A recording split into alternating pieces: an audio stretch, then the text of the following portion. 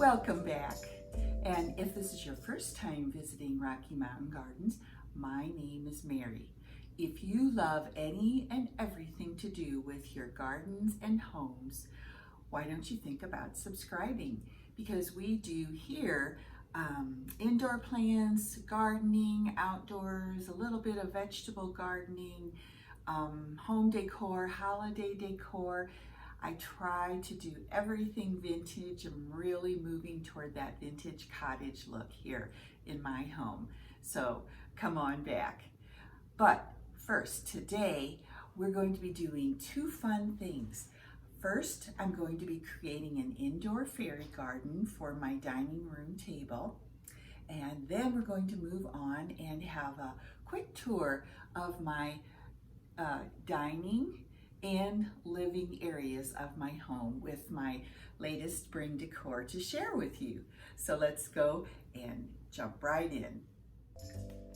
Today we are jumping right in and creating a fairy garden for my indoor spring decorations. So here, as you see, I am smoothing out some dry potting soil, and I'm not going to be adding any water to it. Next, I have this little green box. I actually painted it green, and you'll see why in a little bit, why I thought it was necessary to paint it for the garden.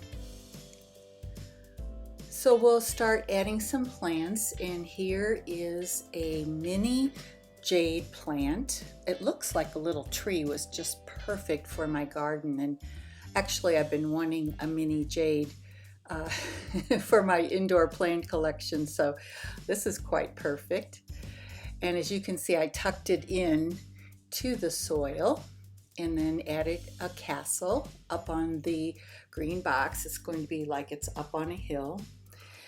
Next is this pink and white polka dot plant combination.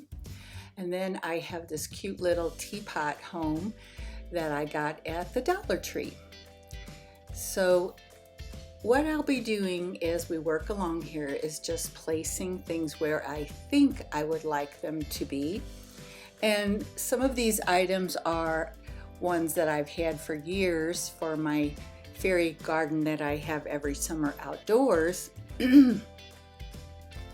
And then of course I picked up some of these round river rocks to use as stepping stones, and I'm trying to see exactly where I want to place them.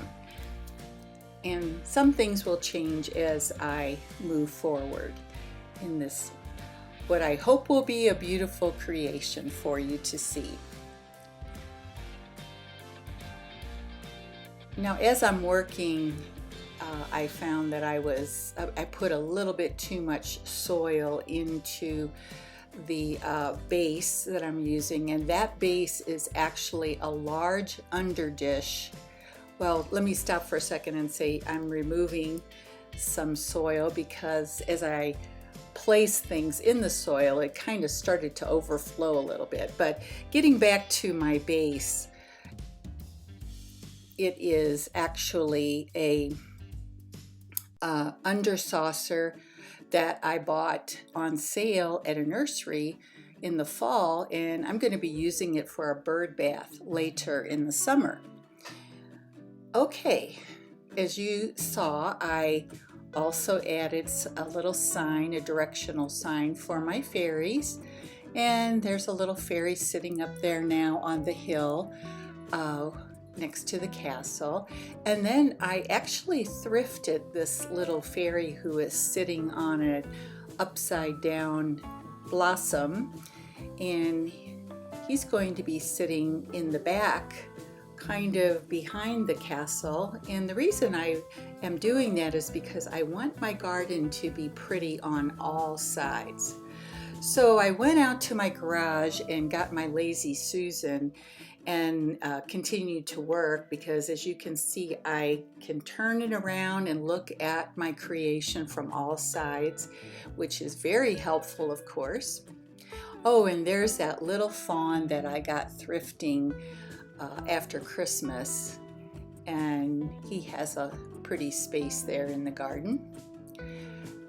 behind the castle also, there I am moving around some of the soil, I am going to place another one of these tiny pink polka dot plants, which I picked them up in my nursery because they're so colorful. And since I don't actually have flowers blooming at the moment, they are a great substitute.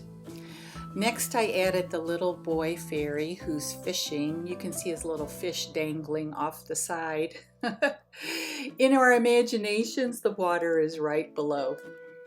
All right, so now I took this moss that I bought at Joann's, and I got it with a 60% off coupon a while back.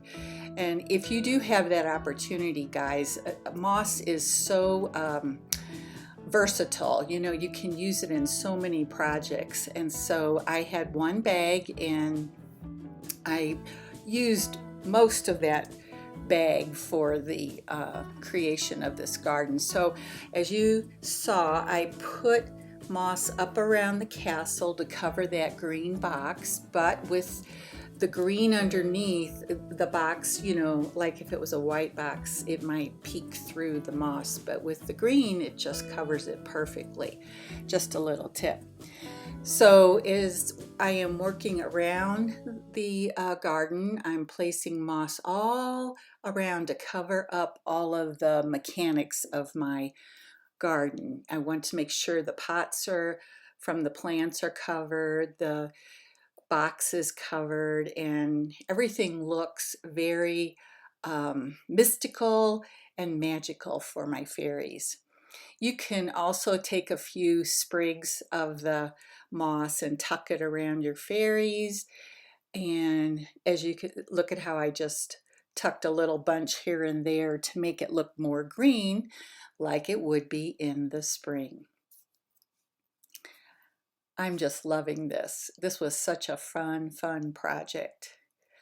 And so here I am in my dining room, and I'm placing my Lazy Susan down first, and then here comes the fairy garden. And my guest, who might be coming over, I hope, for Easter, can see all sides of the garden.